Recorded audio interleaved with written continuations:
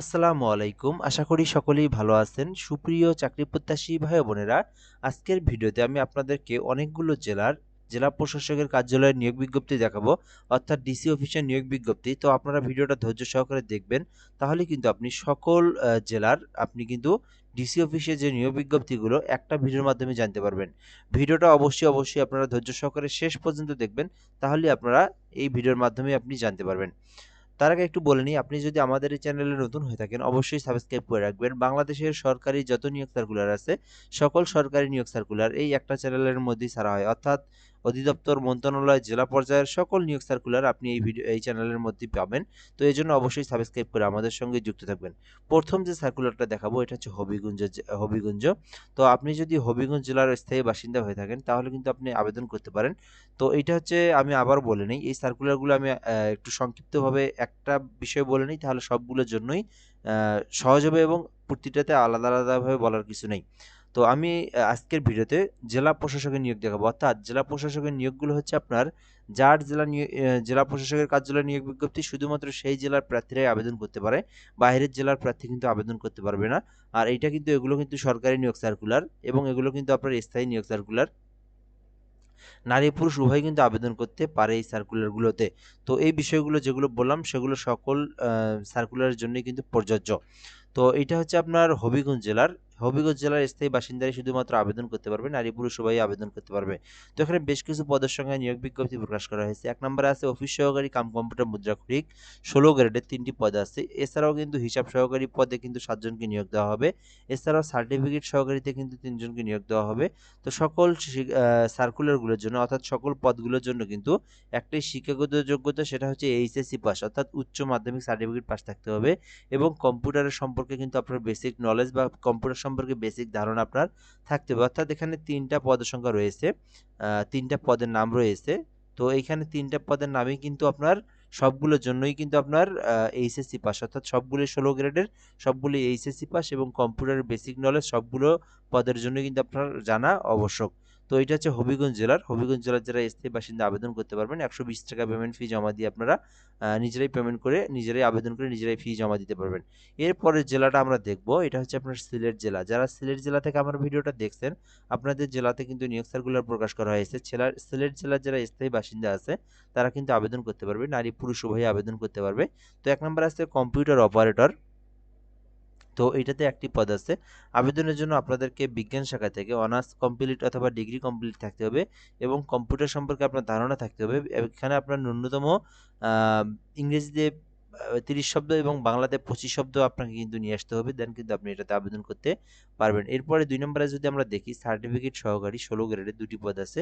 এটাতে আবেদন করতে কিন্তু এইচএসসি পাশে কিন্তু আপনারা আবেদন করতে পারবেন। এটাতেও কিন্তু কম্পিউটারের বেসিক নলেজ কিন্তু আপনাকে জানতে হবে। তো এটাতেও কিন্তু 16তম গ্রেড, আর এটা হচ্ছে 13তম গ্রেড। তো 13 এবং 16 দুইটা গ্রেডের জন্য কিন্তু পেমেন্ট ফি হচ্ছে 112 টাকা। দুইটা এসএমএস সহ প্রায় 120 টাকা পেমেন্ট ফি জমা দিতে হবে। আর এইটাতে আবেদন কিন্তু আপনারা 31/1/2025, অর্থাৎ এইটা কিন্তু আবেদনটা শুরু হবে সিলেট জেলা যেটা, সেটা হচ্ছে জানুয়ারি মাসের 1 তারিখে। আর এটা যদি আমরা এখান থেকে বলি, এখান থেকে যদি আমরা তারিখটা দেখি শেষ এবং শুরু, তো এটা হচ্ছে 30 তারিখে শুরু হবে, অর্থাৎ হচ্ছে আহ, জানুয়ারি মাসের 30 তারিখে শুরু হবে। সরি, ডিসেম্বর মাসের 30 তারিখে শুরু হবে, যেটা কিন্তু একদম জানুয়ারি মাসের 1 তারিখে গিয়ে শেষ হবে, অর্থাৎ ফুল জানুয়ারি মাসে 26 সালের জানুয়ারি মাসে আপনারা এটাতে আবেদন করতে পারবেন। সিলেট জেলার স্থায়ী বাসিন্দা তারা কিন্তু এটাতে আবেদন করতে পারবেন। তো হবিগঞ্জ জেলাটার তারিখ আমরা একটু দেখে দিই এখান থেকে। হবিগঞ্জ জেলার যারা স্থায়ী বাসিন্দা আছে, আপনারা এই সার্কুলারে আবেদন করতে পারবেন 20 জানুয়ারি পর্যন্ত। আপনারা 20 জানুয়ারি পর্যন্ত আবেদন করতে পারবেন। আচ্ছা, এরপরে আমরা একটা নিয়োগ সার্কুলার দেখাবো, যেটি হচ্ছে মাদারীপুর জেলার।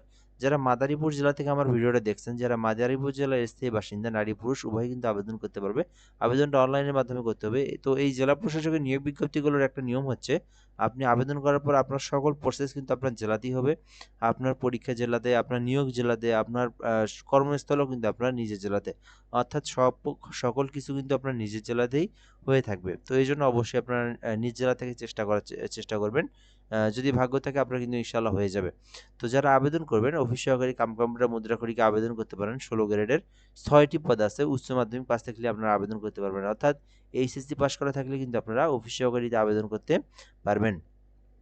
পাশাপাশি কম্পিউটারের বেসিক নলেজ বা কম্পিউটারের ধারণা থাকলে আবেদন করার যোগ্যতা আপনি বিবেচিত হবেন। ২ নম্বরে আছে সার্টিফিকেট সহকারী ১৬ গ্রেডের একটি পদ আছে। এটাতে আবেদন করতে এইচএসসি পাশে আবেদন করা যায়। এটাতেও কিন্তু কম্পিউটারের বেসিক নলেজ আপনার জানা থাকতে হবে। ৩ নম্বর যদি দেখি আমরা হিসাব সহকারী ১৬ গ্রেডের ২টি পদ আছে। উচ্চ মাধ্যমিক থাকলে আপনারা আবেদন করতে পারবেন। অর্থাৎ এইচএসসি পাস করা থাকলে কিন্তু আপনারা হিসাব সহকারীতে আবেদন করতে পারবেন। ৪ নম্বরে যদি আমরা দেখি ব্রেঞ্চ সহকারী ১৬ গ্রেডের ২টি পদ আছে।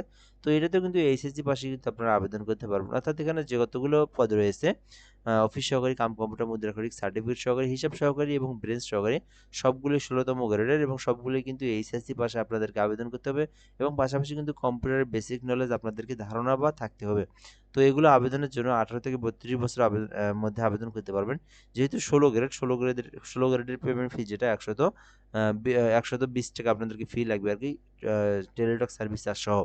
তো এরপরে জেলাটা যদি আমরা দেখি এটা হচ্ছে আপনার খাগড়াছড়ি জেলা। তো যারা খাগড়াছড়ি জেলা থেকে ভিডিওটা আমার দেখছেন আপনারা কিন্তু আবেদন করতে পারেন। তো এইটাতে কিন্তু ২টি পদ রয়েছে। তো এটাতে আবেদনের জন্য শুধুমাত্র এসএসসি পাশে আবেদন করতে পারবেন ২০তম গ্রেডের। যারা খাগড়াছড়ি জেলার স্থায়ী বাসিন্দা তারাই কিন্তু আবেদন করতে পারবে এবং আবেদনটা অনলাইনে করতে হবে।